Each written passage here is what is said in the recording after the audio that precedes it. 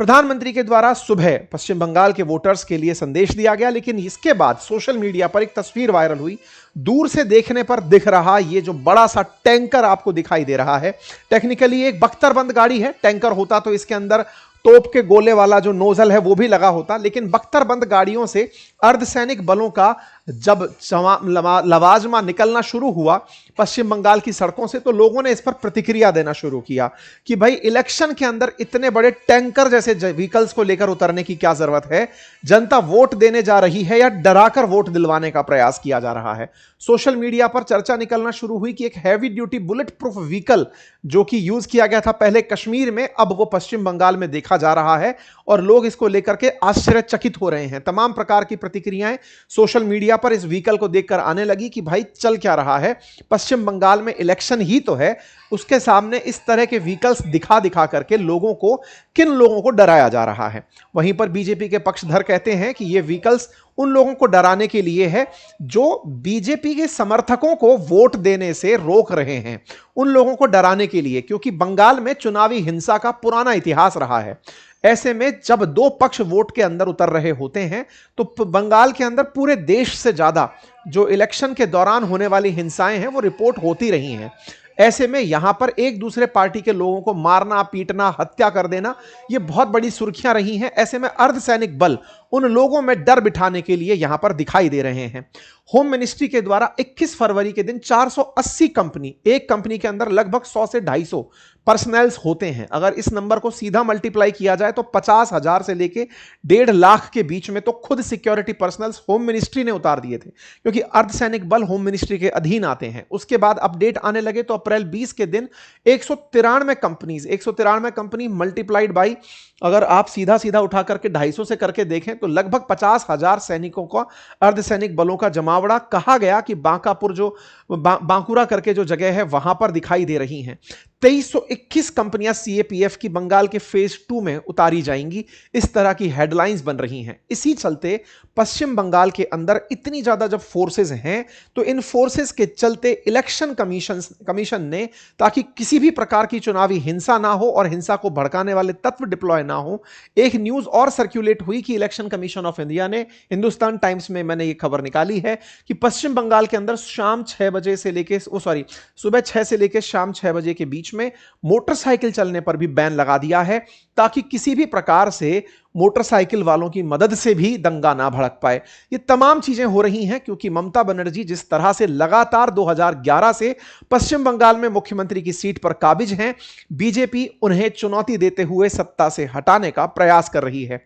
ऐसे में राजनीतिक वारिस अभिषेक बनर्जी ने टीएमसी की तरफ से जो बातें लिखी उसमें यही था कि एक तरफ पूरा सिस्टम है और एक तरफ एक महिला जिसे बीजेपी ए दीदी कहकर बोल रही है। यह किसी ऐसे व्यक्ति की बात लगती है जो महिलाओं का शायद सम्मान ना करती हो। अभिषेक बनर्जी पूरी तरह से टीएमसी के लोगों के बीच में माहौल बनाते हुए दिखाई दिए हैं।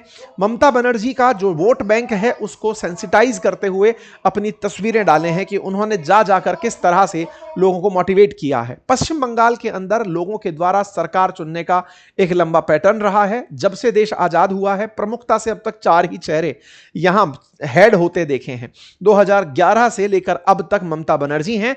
उनसे पहले बुद्धदेव भट्टाचार्य लगभग 11 साल तक सीएम रहे और उनसे पहले 23 साल तक ज्योति बसु सीएम रहे थे। इससे पहले सिद्धार्थ शंकर राय जो हैं वो कांग्रेस की तरफ से यहां पर 5 साल के सीएम रहे थे। तो कुल मिलाकर के फिलहाल यहां पर जो सीएम का पद है वो बहुत ज्यादा, पिछले 50 साल में केवल 3 बार सीएम का चेहरा 3 बार सीएम का चेहरा बदला है। यह अपने आप में एक बड़ा नंबर है। ऐसे में अब इलेक्शन रिजल्ट्स के बारे में अभी से ही अपने अपने क्लेम किए जा रहे हैं ताकि जनता में यह विश्वास दिलाया जा सके कि देखो हम आ रहे हैं। अभिषेक बनर्जी जो कि ममता बनर्जी के भतीजे बताए जाते हैं, वो जो कि ममता बनर्जी के बाद पार्टी संभालेंगे, टीएमसी संभालेंगे ऐसा कहा जाता है, उनका एक बयान वायरल हो रहा है जिसमें वो अमित शाह जी को चुनौती दे रहे हैं कि आप 4 मई के बाद में रुककर दिखाइएगा पश्चिम बंगाल में। ऐसे में यानी कि कोलकाता में आप रुकेंगे ही नहीं, आप चले जाएंगे। इन दिनों पश्चिम बंगाल में ही डेरा डाल करके अमित शाह जी रुके हुए हैं और वो चुनाव को पूरी तरह से रन करा रहे हैं। इस बात को जब पार्टी वर्कर्स के सामने इन्होंने हुंकार भरते हुए कहा तो अमित शाह जी ने फिर अपनी तरफ से कहा कि 4 मई के बाद तुम तो देश छोड़कर भागते हुए दिखाई दोगे। सब लोग अपने वोटर्स में जोश भर रहे हैं कि हम डर नहीं रहे हैं, सब लोग अपने आप को बता रहे हैं कि हम दृढ़ता से डटे हुए हैं, किसी के अंदर हारने का भय नहीं है। लेकिन फिर भी कहा जा रहा है कि ममता बनर्जी अब तक का सबसे टफ कंपटीशन इलेक्शन में फेस कर रही हैं। इसको कई बिंदुओं में डिकोड किया जा सकता है। सबसे पहला जो पॉइंट है वो एंटी इनकम्बेंसी है। 2011 से लगातार सरकार में है, तो हर सरकार में आपके खिलाफ जो माहौल बनता है वो इनके सामने फिलहाल उपलब्ध है। ऐसे में एंटी इनकम्बेंसी भी एक बड़ा रीजन है जो चौथी बार के इनके इलेक्शन कैंपेन में बड़ा नुकसान दे सकता है। दूसरी जो बड़ी बात है वो है केंद्र के द्वारा जो एजेंसीज यहां पर डिप्लॉय की गई हैं, ईडी, सीबीआई, एनआईए, उनके द्वारा उन फर्म्स पर, जैसे चुनाव की मैनेजमेंट संभालने वाली जो आईपैक नाम की कंपनी है, उसके कार्यालय पर जब पिछली बार जांच एजेंसी पहुंची थी तो ममता दीदी वहां से फाइल लेकर खुद निकलकर बाहर आ गई थी। आईपैक के बारे में खबर निकाली गई कि वो कोलकाता छोड़कर जा चुकी है। फिर ममता बनर्जी ने खुद कहा कि ये लोगों के विश्वास को तोड़ने वाली हरकत है, आईपैक के लोगों को मैं अपनी पार्टी के अंदर काम करा लूंगी, वो लोग हमारे साथ काम कर रहे हैं। आईपैक इनकी राजनीतिक सलाहकार एक कंपनी है जिस कंपनी के द्वारा 93 सीटों पर विधायकों के लिए टिकट बदले गए हैं कि सर 93 सीटों पर इन लोगों के चेहरे बदल दीजिए। ऐसे में बकायदा यह चर्चा भी निकल कर आ रही है कि आईपैक ही है जो बंगाल में ममता बनर्जी का थिंक टैंक बनकर उन्हें सजेस्ट कर रही है। तो पार्टियों के मतलब बीजेपी के ऊपर आरोप है कि उन्होंने ईडी सीबीआई की मदद से आईपैक का ऑफिस बंद करवाया, उनके कर्मचारियों को धमकियां दिलवाई और 20 दिन की छुट्टी पर भेजने की कहा। लेकिन ममता बनर्जी ने पोल के दौरान इस बात को कहा कि मैं सब पर नजर रख रही हूं और आईपैक के लोग मेरे साथ काम कर रहे हैं। इसका मतलब उनकी जो रीढ़ है उसको तोड़ने का प्रयास किया जा रहा है। इसी के साथ साथ कहा जाता था कि ममता बनर्जी मुस्लिम तुष्टीकरण करती हैं, यानी कि मुसलमानों के हित में फैसले लेती हैं, फिर चाहे सरस्वती पूजा रोकना हो या बंगाल में दुर्गा पूजा रुकवाना हो। ऐसे में बहुत सी चीजों पर जब इनके ऊपर आरोप लगते हैं तो ये मुस्लिम वोट पाने के लिए ये सब करती हैं और उसमें से बड़ी संख्या में जो बांग्लादेश से निकलकर आए हुए बांग्लादेशी हैं उनका भी वोट पर प्रभाव रहता है। पश्चिम बंगाल के अंदर ममता बनर्जी ने इस बार जो सबसे बड़ा चैलेंज फेस किया है वो है इलेक्शन कमीशन के द्वारा जो बहुत ज्यादा एसआईआर की लिस्ट में, एसआईआर मतलब स्पेशल रिवीजन करके जो लिस्ट तैयार की गई है वोटर्स की, उसमें 90 लाख वोटर्स के नाम काट दिए गए हैं। 90 लाख वोटर्स के जो नाम कटे हैं, कहा जा रहा है कि वो वोटर्स ममता बनर्जी के फेवर वाले ज्यादा थे जिनके नाम काट दिए गए हैं, इसलिए उनके वोटर्स की संख्या में एक कमी देखने को मिल सकती है। इसी के साथ साथ कहा जा रहा है कि एडमिनिस्ट्रेटिव तरीके से भी ममता बनर्जी को चुनौतियां दी जा रही हैं। जो लोग उनके साथ थे, चाहे वो कोलकाता पुलिस के कमिश्नर उनके द्वारा लगे हों या डीजीपी लगे हों, इलेक्शन कमीशन ने सबको बदला है। इलेक्शन कमीशन ने जब सबको बदला, chief secretary, DGP, Kolkata police commissioner, तो ऐसे में ममता बनर्जी अपने लिए चुनाव प्रचार के दौरान प्रशासनिक सहयोग प्राप्त करती नहीं दिख रही हैं। इतना ही नहीं, जो पोलराइजेशन है उस पोलराइजेशन में बीजेपी ने साफ कह रखा है कि अगर मतलब इस तरह का इंटेंशन साफ दिख रहा है कि मुस्लिम पोलराइजेशन करती हैं ममता बनर्जी, अगर आप उनको वोट देते हैं तो देते रहें, लेकिन एकजुट होकर अगर हिंदू वोट बीजेपी को मिलते हैं तो 153 सीट लाना बीजेपी के लिए चैलेंजिंग नहीं होगा। पिछली बार 294 सीट में से 77 सीट तो ये लाने में कामयाब ही हो गए थे। सीट डबल करने में तमाम जितने भी तिगड़मबाजी हैं, अगर वो कामयाब हुई तो बीजेपी शायद ममता बनर्जी के लिए एक चुनौती बने। साथ ही साथ पिछली बार भी जब ममता बनर्जी चुनाव में थी तो उन्हें जिन सीटों से उन्होंने चुनाव लड़ा था वहां पर उन्हें हरा दिया गया था, फिर वो बाई इलेक्शन जीत कर आई थी।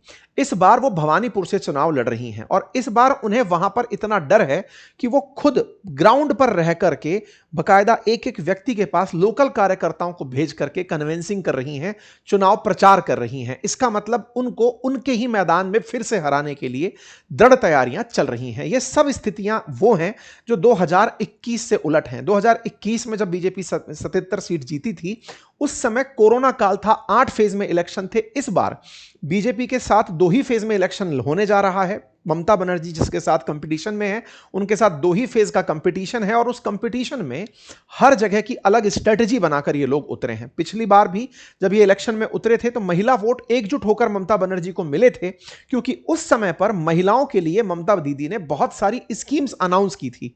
बीजेपी के मुकाबले ममता दीदी ने उस समय बहुत सी स्कीम्स दी थी और इस बार फिर से वो स्कीम्स के अंदर एक कदम आगे जाती हुई दिखाई दे रही हैं। हालांकि बीजेपी ने अपने मैनिफेस्टो में उन्होंने जो दिया है उससे बढ़ा करके ही सब कुछ ऑफर किया है। तो कुल मिलाकर महिला वोटर्स को लुभाने का 2021 में जो कारनामा उन्होंने किया था, इस बार बीजेपी उन्हें कंपटीशन देते हुए कोर प्रोमिसेस में देते हुए चल रही है। जहां तक बात हो मुस्लिम वोट्स की, तो कहा जाता है कि 6 जिले मुस्लिम बहुल हैं पश्चिम बंगाल के अंदर, जहां पर 87% सीटें टीएमसी यानी कि ममता दीदी जीतती आई हैं। यहां की परसेंटेज में मुर्शिदाबाद 66% मुस्लिम आबादी रखता है, मालदा 51%, दिनाजपुर 50%, दक्षिण 24 परगना 36, उत्तर 24 परगना 26, वीरभूम 37% सीट मतलब मुस्लिम वोट रखता है। लेकिन यहां पर एसआईआर के बाद में परसेंटेज में परिवर्तन आया है। एसआईआर जब हुआ तो यहां पर बहुत सारी सीटों पर अंतर देखा गया। जैसे प्रमुख निर्वाचन क्षेत्रों के अंदर, जैसे जो जंगीपुर था, वहां पर जो हटाए गए मतदाताओं की संख्या थी वो 36,000 थी, उनमें से 32,000 केवल मुस्लिम मतदाता हटाए गए। लालगोला में 55,000 मतदाता टोटल हटाए गए, जिनमें से 52,000 केवल मुस्लिम मतदाता हटाए गए। इवन एक जगह जंगीपुर के अंदर तो जहां पहले मुस्लिम मेजॉरिटी में थे, एसआईआर के बाद यहां पर मुस्लिम माइनॉरिटी में आ गए। मतलब इस तरह का भी एसआईआर का इंप्रेशन रहा है कुछ सीटों पर कि अगर एकजुट होकर के पोलराइजेशन हो गया, यदि मुस्लिम वोटों का पोलराइजेशन टीएमसी के पक्ष में और हिंदू वोट 100% अगर कांग्रेस बीजेपी के पक्ष में आ जाते हैं, खैर कांग्रेस तो फाइट में ही नहीं है, अगर आ जाते हैं तो इस वोट के अंदर जो प्रक्रिया इतनी ज्यादा चलाई गई है उनका फायदा मिल सकता है। कुल मिलाकर के ये सारी चीजें वेस्ट बंगाल के अंदर देखने को मिलेंगी। बीजेपी कुल 40 हाई प्रोफाइल नाम लेकर यहां उतरी है, जिनमें से 16 वो मुख्यमंत्री भी हैं जो बीजेपी के समर्थक हैं या बीजेपी से सरकार में हैं। उन सबको यहां पर लेकर के इलेक्शन कैंपेन में उतरा गया है। प्रधानमंत्री मल्टीपल पोल रैली ऑलरेडी कर चुके हैं, अब तो वो झालमुरी भी खा लिए हैं। ऐसे खाए कि इस समय गूगल के टॉप ट्रेंड्स में झालमुरी दिखाई दे रही है। प्रधानमंत्री मोदी का झालमुरी खाना ममता बनर्जी के लिए केवल एक स्टंट था, लेकिन जो भी हो, अमित शाह जी 15 दिन से यहां पर रुके हुए हैं और लगातार बीजेपी के पक्ष में रैलियां कर रहे हैं। जो भी होगा वो पता तो 5 मई को एग्जीक्यूटिव तरीके से चल ही जाएगा, 4 मई को चुनावी नतीजे आने लगेंगे और सारी स्थितियां क्लियर होने लगेंगी। लेकिन जैसा भी है, बीजेपी अपने प्रोमिसेस बनाए जा रही है। सबसे बड़े प्रोमिस में है कि जो बांग्लादेश के साथ जो जमीनी रूप से लैंड जिहाद होता है, जिसमें जमीन पर लोग फेंसिंग नहीं करने देते, ये कहते हुए कि हम अपनी जमीन नहीं देंगे, हम 45 दिन के अंदर अगर आए सत्ता में तो 45 दिन के अंदर फेंसिंग खींच देंगे ताकि अवैध रूप से घुसपैठिए पश्चिम बंगाल में एंट्री ना कर सकें। तो लव जिहाद और लैंड जिहाद खत्म कर देगी बीजेपी, इस तरह के वादे किए जा रहे हैं। हाई प्रोफाइल तरीके से चाहे हेमंत बिश्व शर्मा हो या फिर योगी आदित्यनाथ हो, इन्हें इलेक्शन कैंपेन में पूरी तरह से उतार करके चुनाव प्रचार में उतारा हुआ है। कांग्रेस कहीं भी दिखाई नहीं दे रही है। पिछली बार तो फिर भी एक आध जगह पर प्रचार में दिखाई दिए थे, इस बार केवल सोशल मीडिया के थ्रू ही लगता है कांग्रेस प्रचार में है और ये तय नहीं कर पा रही है कि वो अकेले चुनाव में है कि टीएमसी के खिलाफ चुनाव में है। इंडिया गठबंधन में तो टीएमसी साथ में है, लेकिन बाद में है या नहीं है, तमाम बातें इस समय पर फिलहाल चल रही हैं। जब तक आपका सेशन हमने रिकॉर्ड किया 2 बजे तक के डेटा आ चुके थे। 1 बजे तक का डेटा यह था कि बंगाल में 62% वोट हो चुका है। लगता है कि जब वोट खत्म होगा उस समय तक यह आंकड़ा लगभग 75% से 80% के बीच पहुंच जाएगा। जैसा भी है, आप लोग इस चुनाव को कैसे देखते हैं, अपनी राय कमेंट बॉक्स में जरूर बताएं। पश्चिम बंगाल में आपका क्या नजरिया है, क्या देखते हैं, रिजल्ट्स किस तरह से जाएंगे, इलेक्शन कैसे हैं और रिजल्ट्स कैसे आएंगे, उस पर आप अपनी राय कमेंट बॉक्स में अवश्य लिखें। चैनल पर नए हैं तो सब्सक्राइब करना ना भूलें। आपका समय शुभ हो। धन्यवाद।